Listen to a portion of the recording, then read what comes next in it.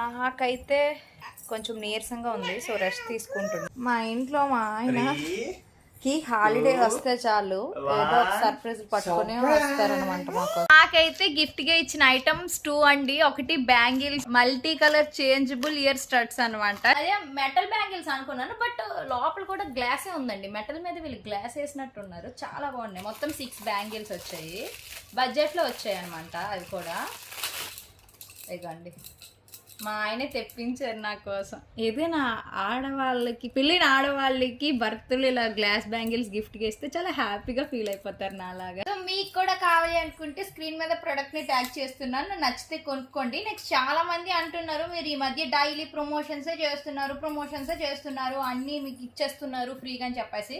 ఇవేవి ఇచ్చినవి కాదండి, డబ్బులు పెట్టి కొనుక్కున్నాం అనమాట. మా ఆయన నాకు గిఫ్ట్గా ఇచ్చారు, మనీ పెట్టి కొనేసి.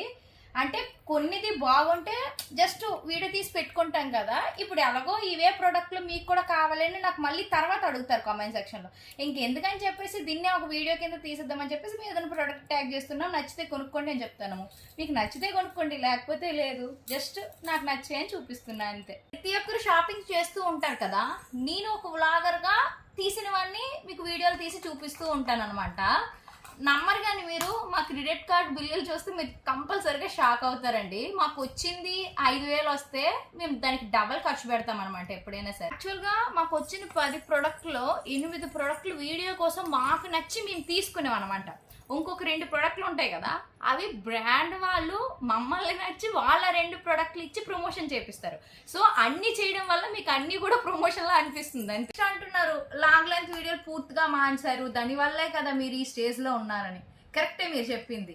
యూట్యూబ్ ఛానల్ లాంగ్ వీడియోస్ పెట్టేమో ఇంత సపోర్ట్ వచ్చింది, అంతా దానివల్లే ఉన్నాము.